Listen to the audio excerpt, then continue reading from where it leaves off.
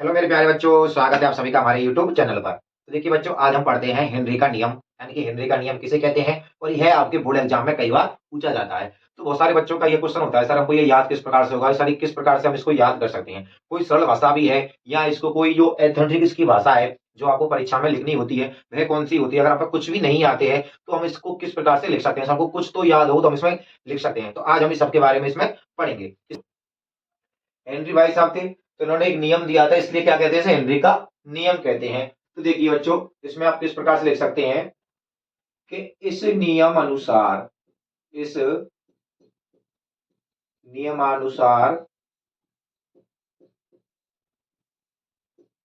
स्थिर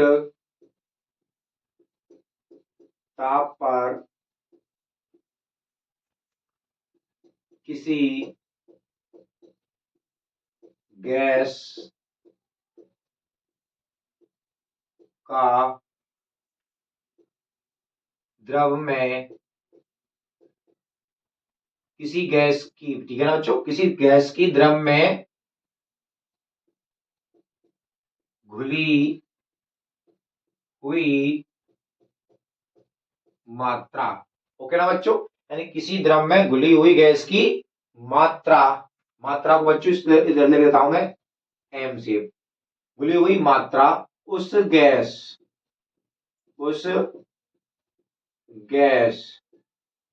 के द्वारा, ठीक है ना, उस गैस के द्वारा द्रव की सतह पर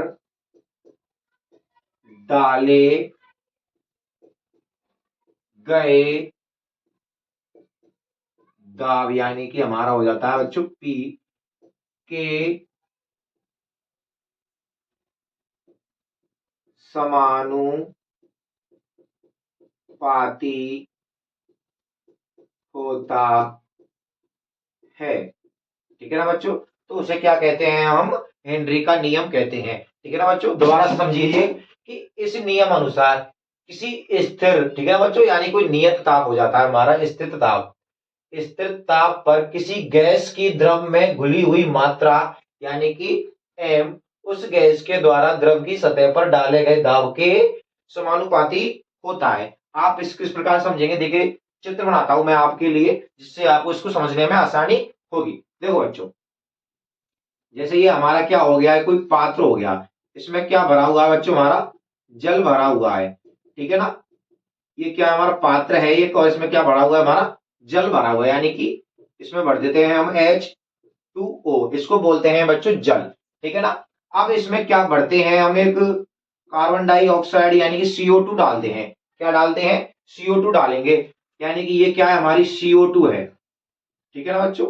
अब देखिए कांस्टेंट यानी कि नियत ताप, ठीक है ना बच्चों, कांस्टेंट, इसको बोलते हैं हम नियत ताप, ठीक है बच्चों।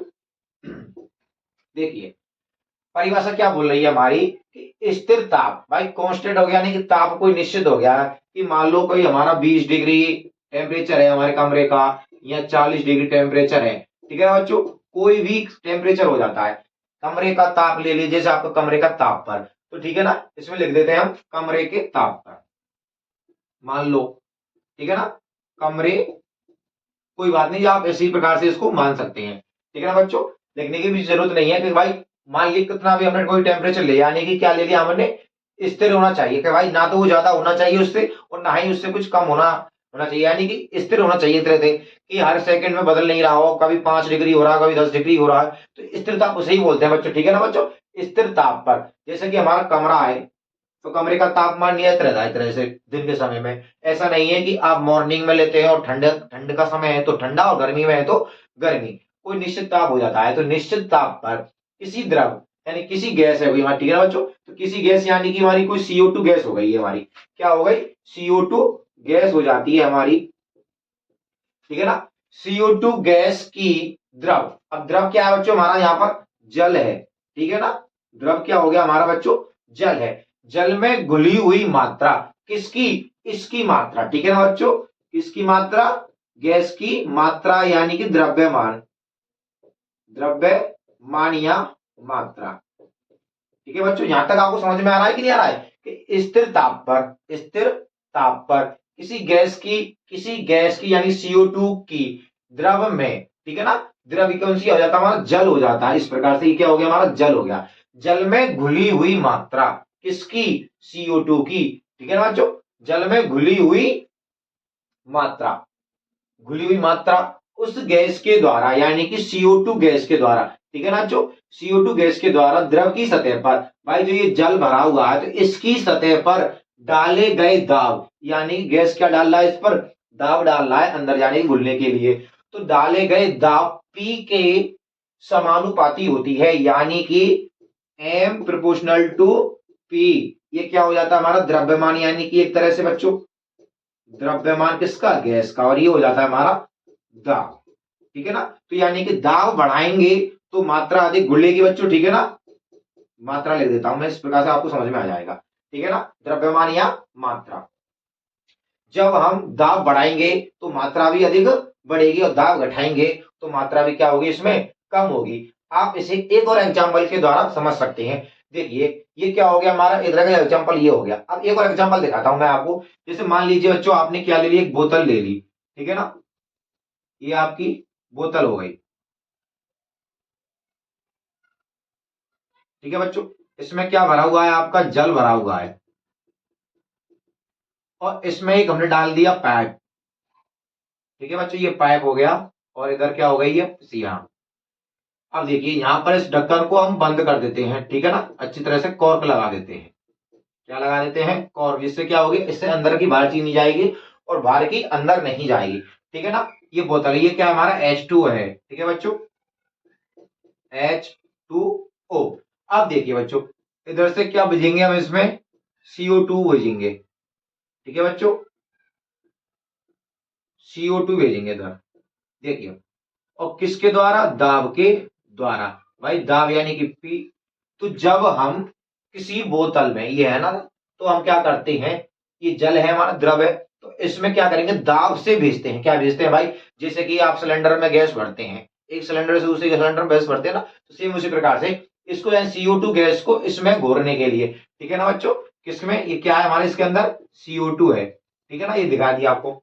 CO2 इसमें मिलाने के लिए क्या करेंगे, हम दाब देंगे, तो दाब बढ़ाएंगे तो क्या होगा, ये अंदर इसके अंदर घुलेगी, और दाब कम कर देंगे तो ये इसके अंदर नहीं घुलेगी, ठीक है ना बच्चों। एक और एग्जांपल देखिए बच्चों, जैसे कि आपको मान लीजिए ये क्या है, आपका पात्र है, ठीक है, ये आपका पात्र है,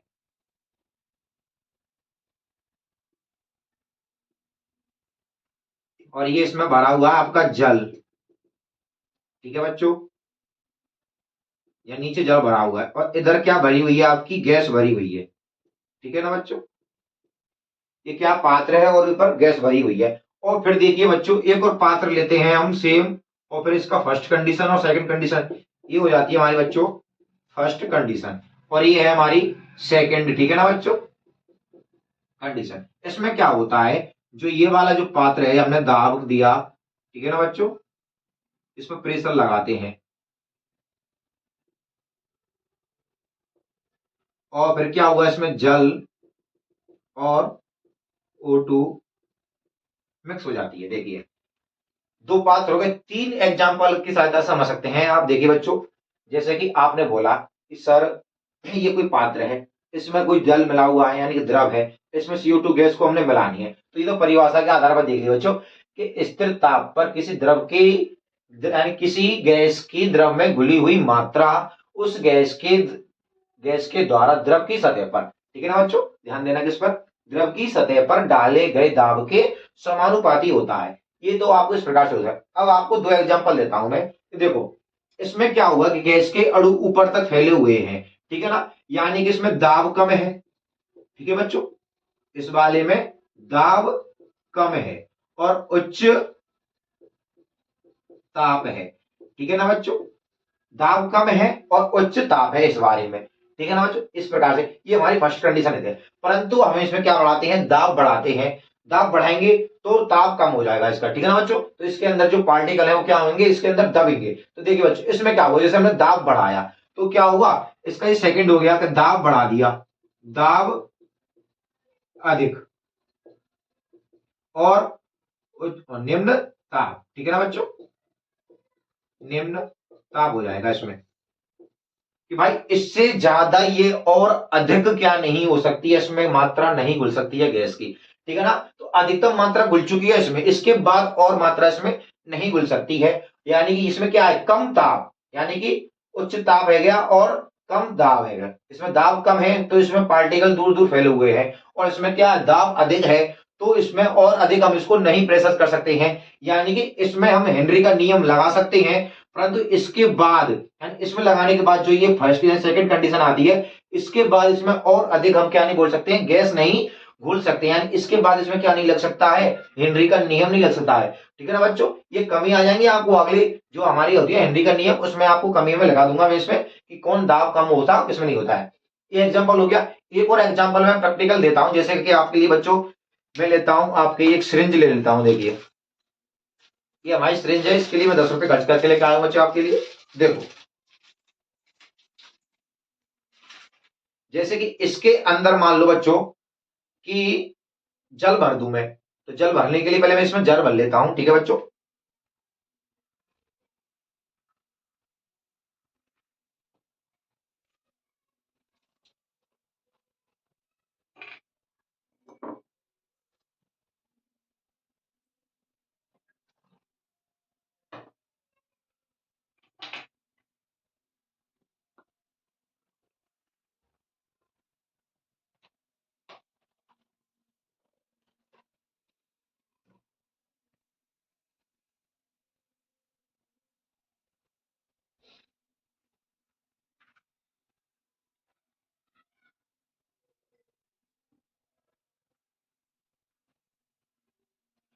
तो देखिए बच्चों मैंने इसमें जल भर लिया। अब देखिए इसमें क्या होता है कि इधर तक मैंने क्या भर लिया है, जल भर लिया। देखो मैं इसको और ऊपर नीचे ले जाता हूं, तो देखिए इसमें आपको दिखाई दे रहा हो तो शायद कैमरे में अच्छे से दिखाई, और नजदीक ले आता हूं मैं आपके लिए। इधर जल भरा हुआ है, इधर क्या है, एयर भरी हुई है। अब मैं इसको दाब लेता हूं बच्चों ऊपर से, ठीक है ना बच्चों। देखो ऊपर से ये इसको मैंने प्रेशर से दाब लिया। अब मैं नीचे से क्या लगाता हूं, इसमें प्रेशर यानी कि दाब लगाता हूं। तो देखिए इसमें बच्चों क्या होता है कि ये आगे जा रही है।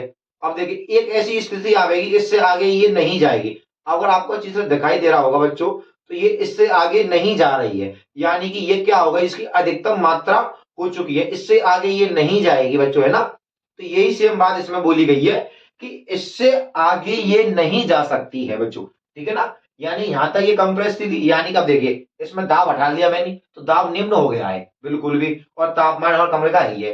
अगर मैं इसमें दाब लगाऊंगा तो और लग जाएगा, परंतु जैसे ही मैं इसमें लगाता हूं और इसमें दाब मैंने लगा दिया, क्या इससे और अधिक दाब मैं इसमें लगा सकता हूं, तो नहीं लगा सकता हूं। देखिए बच्चों मैंने बहुत ज्यादा प्रेशर लगा रखा, फिर भी इसमें ये दाब नहीं लग रहा है, यानी इससे आगे ये नहीं जा रही है, क्योंकि क्या हो गया, ये अधिकतम दाब हो गया। तो इस पर अधिकतम दाब जो हो चुका है, इस पर हेनरी का नियम कार्य नहीं करेगा बच्चों, ठीक है ना। हेनरी का कार्य नियम कब करेगा, जब इस पर प्रेशर कम होगा। तो देखिए बच्चों मैंने प्रेशर कम कर लिया, इसका प्रेशर कम हो गया और उच्च ताप हो गया, ठीक है बच्चों। इसी पर ये नियम क्या करता है कि हेनरी का नियम तभी लगेगा जब क्या होगा, कम ताप होगा और उच्च दाब, सॉरी कम तो क्या होता है, दाब प्रेशर होता है, और उच्च क्या होता है हमारा टेम्परेचर, ठीक है बच्चों। ये क्या हो जाता है, हमारा हेनरी का नियम हो जाता है। अब बात आती है सर इसका हम गणितीय रूप किस प्रकार से लिखेंगे।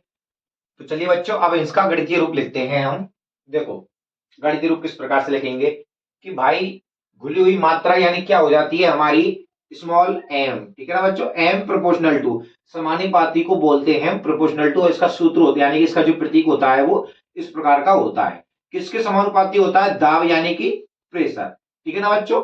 अब देखिए इसको हम किस प्रकार से लिख सकते हैं, इसको हम एम बराबर के एच पी के साथ भी लिख सकते हैं, ठीक है ना बच्चों। और यही क्या होता है, हेनरी का नियम होता है, ठीक है ना बच्चों। ये क्या हो गया हमारा, हेनरी का नियम हो गया। अब मैं आपको बता देता हूं कि इसमें किस चीज को क्या क्या बोला जाता है। देखो बच्चों इधर से बताता हूं कि स्मॉल एम बराबर होता है बच्चों विलेय गैस की मात्रा, ठीक है ना, विलेय गैस की मात्रा आपकी, ठीक है बच्चों। और P बराबर होता है प्रेशर, ठीक है ना बच्चों। इसका द्रव्यमान होता है, आप इसे लिख सकते हैं द्रव्यमान या मात्रा, ठीक है बच्चों। ये हो जाता है हमारा दाब, ठीक है ना। क्या हो जाता है, दाब, और के एच हो जाता है हमारे जो हेनरी भाई साहब थे, इनको बोलते हैं हम हेनरी नियतांक, या इसको बोल सकते हैं बच्चों हम स्थिरांक। ठीक है ना बच्चों, हेनरी का स्थिरांक या नियतांक हो जाता है। तो बच्चों ये हो जाता है हमारा हेनरी का नियम। आपको प्रैक्टिकल करके भी दिखा दिया, एग्जाम्पल की सहायता से भी दिखा दिया। ठीक है ना बच्चों, ये हेनरी का नियम हो जाता है। अब आप इसका स्क्रीनशॉट ले लीजिए, फिर मैं आपको इसकी सेकंड परिभाषा, अगर आप पर कुछ भी नहीं आता है पेपर में, तो आप किस प्रकार से इसको लिख सकते हैं। भाई इस प्रकार से लिखोगे आप, तो इसकी ये देखो डेफिनेशन और इसका सूत्र हो जाता है ये। इसके बाद इसकी जो कमियां होती हैं, उपयोग होते हैं, उनको तो आप लिखेंगे लिखेंगे। ठीक है ना बच्चों, इस प्रकार से लिखेंगे तो आपको फुल नंबर मिलते हैं इसमें। ठीक है बच्चों, अगर आप पर कुछ भी नहीं आता, मानो ये 3 नंबर का है, तो आपको 2 नंबर किस प्रकार से इसमें मिल सकते हैं, वो आपको मैं तरीका बताता हूं। ठीक है बच्चों, इसका स्क्रीनशॉट लीजिए। सेकंड परिभाषा आप किस प्रकार से ले सकते हैं, आप उसको भी लिख लो, जिससे क्या होगा, अगर आप पर ये नहीं याद होती है तो कम से कम वो तो याद हो जाएगी आपको एक ही बार में। देखो बच्चों, इसमें आपको लिखना है, इस नियम अनुसार, ठीक है ना बच्चों, स्थिर ताप पर किसी गैस की विलेयता, ठीक है ना बच्चों, गैस की द्रव में विलेयता, यहां पे आ जाएगी आपकी द्रव में विलेयता दाब के समानुपाती होती है। ठीक है ना बच्चों, ये क्या हो गई हमारी इसकी लैंग्वेज हो गई कि इस नियम अनुसार स्थिर ताप पर किसी गैस की द्रव में विलेयता दाब के क्या होगी, समानुपाती होती है, यानी कि m प्रोपोर्शनल टू p। ये क्या हो गई आपकी सेकंड लैंग्वेज हो गई भैया। ठीक है ना, यानी इसको आपको याद करने में थोड़ा समय लग सकता है, पर इसको आपको कुछ भी समय नहीं लगेगा। किसी स्थिर ताप पर किसी गैस की द्रव में विलेयता दाब के समानुपाती होती है। ठीक है ना बच्चों, ये क्या हो गई आपकी सेकंड लैंग्वेज हो गई। और जो मैंने आपको बताया था ना जो सूत्र, यानी कि m बराबर क्या हो जाएगा, यहां पर m बराबर के एच पी। ठीक है ना, ये क्या हो गया हमारा हेनरी का नियम हो जाता है। फिर आपको लिख देना कि m बराबर विलेयता की मात्रा, के एच बराबर हेनरी का नियम, और यानी कि स्थिरांक, p बराबर दाब हो जाता है। अब लिखते हैं बच्चों हम इसकी सीमाएं।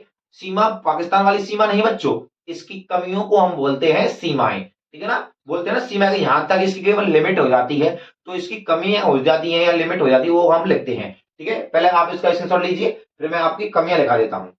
देखो बच्चों, इसके हम लिखते हैं सीमाएं।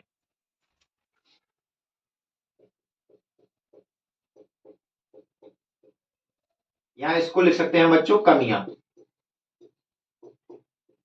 देखिए बच्चों, नंबर 1 होती है कि केवल ये है बच्चों कि तनु विलयन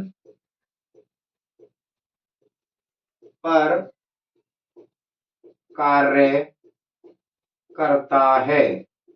ओके ना बच्चों, जो हेनरी का जो नियम है, यह केवल जो तनु विलयन होते हैं उन पर ही क्या करता है, यह कार्य करता है, ना कि सांद्र जो विलयन होते हैं हमारे जो गाढ़े होते हैं। ठीक है ना, यानी प्योर बोलते हैं, उन पर यह कार्य नहीं करता है। केवल किस पर करेगा, तनु विलयनों पर यह कार्य करता है। क्या हमारा हेनरी भाई साहब का जो नियम है।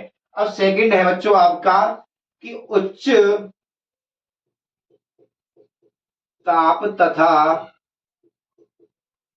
कम या निम्न, ठीक है ना बच्चों, निम्न दाब पर कार्य करता है। ठीक है ना बच्चों, क्या करता है, निम्न दाब पर कार्य करता है। ओके बच्चों, अब बात आगे साहब कि निम्न दाब और उच्च दाब क्या होगा, यानी उच्च दाब में बताया ना आपको बच्चों कि मैंने प्रैक्टिकल में बताया भी है, और मैंने आपको चित्र बना के भी दिखाया है इस प्रकार से।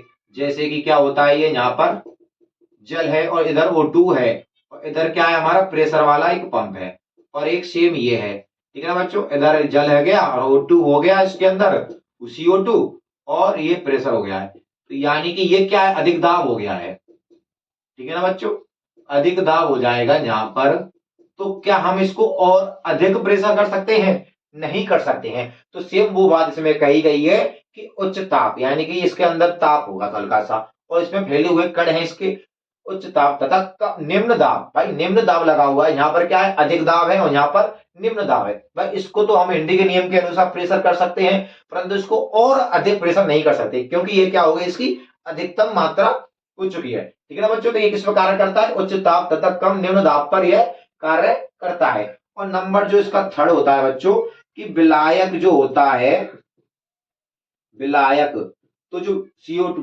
गैस होती है जो हमारी कोई भी, तो विलायक के साथ क्या नहीं करे, वो क्रिया ना करे, विलायक के साथ क्रिया ना करे। ठीक है ना बच्चों, अगर ऐसा नहीं हो सकता भाई विलायक में मिला रहे हैं और वे उससे क्रिया करके कुछ और ही प्रोडक्ट बना दे या कोई पदार्थ बना दे। ठीक है ना बच्चों, ये क्या होगा, इसकी तीन कमियां हो जाती हैं। ठीक है बच्चों, अब आती है बात इसकी कि इसके प्रयोग यानी कि अनुप्रयोग कौन कौन से होते हैं, तो उनको भी हम लिख लेते हैं बच्चों। देखो अनुप्रयोग, अनुप्रयोग कौन कौन से हैं आप देखिए बच्चों। सबसे एक प्रयोग है बच्चों इसका, जो हमारे जो पीने के जो पदार्थ आते हैं, जैसे कोल्ड ड्रिंक हो जाती है आपकी, कोको कोला हो जाती है, तो शीतल पेय पदार्थ जो होते हैं उसमें इनका क्या किया जाता है, अधिक उपयोग किया जाता है शीतल पेय पदार्थों में। ठीक है ना बच्चों, जैसा कि बच्चों आपने देखा होगा कि आप भी कोई सी भी कोल्ड ड्रिंक पीते हैं, जैसे कोको कोला पीते हैं या माउंटेन ड्यू पीते हैं, तो आप उसको खोलते हैं तो उसमें से एक प्रेशर के रूप से क्या निकलती है, वायु बाहर निकलती है, यानी कि गैस निकलती है। तो उनको हेनरी के नियम के आधार पर ही क्या किया जाता है, विलयन में, यानी कि उन कोल्ड ड्रिंक में क्या मिलाया मिलाया जाता है उन गैसों को। ठीक है ना बच्चों, तो शीतल पेय पदार्थों में इसका प्रयोग किया जाता है, किसका, हमारा हेनरी के नियम का। और जो सेकंड होता है बच्चों हमारा, जो समुद्र में जो लोग जाते हैं जिनको हम गोताखोर बोलते हैं, भाई उनके पीठ पर एक क्या मिल रखा होता है, सिलेंडर रखा होता है, तो उसमें भी गैस मिली हुई होती है। ठीक है ना बच्चों, लिक्विड में गैस मिली होती है उसमें। तो नंबर 2 हो जाता है कि गोताखोरों को, गोताखोर के सिलेंडर, सिलेंडर में गैस भरना। ठीक है ना बच्चों, सिलेंडर में गैस भरना, दो प्रयोग हो गए बच्चों। और नंबर जो इसका तीसरा है, जिसको हम और आप डेली यूज करते हैं हमारे फेफड़ों की क्रिया विधि के लिए। ठीक है ना बच्चों, जो हमारी फेफड़े क्रिया विधि होती है, यानी कि हमारे जो फेफड़े होते हैं, फेफड़ों की क्रिया विधि। ठीक है बच्चों, ये हो गया आपका हेनरी का नियम। अगर पेपर में आता है बच्चों, तो आपको क्या करना है, सीधा कॉपी में डिट्टो छाप देना है, जिस प्रकार से मैंने ये लिखा है। कोई सा भी एग्जामिनर होगा बच्चा, वह आपका एक नंबर भी नहीं काट सकता है इसके अंदर।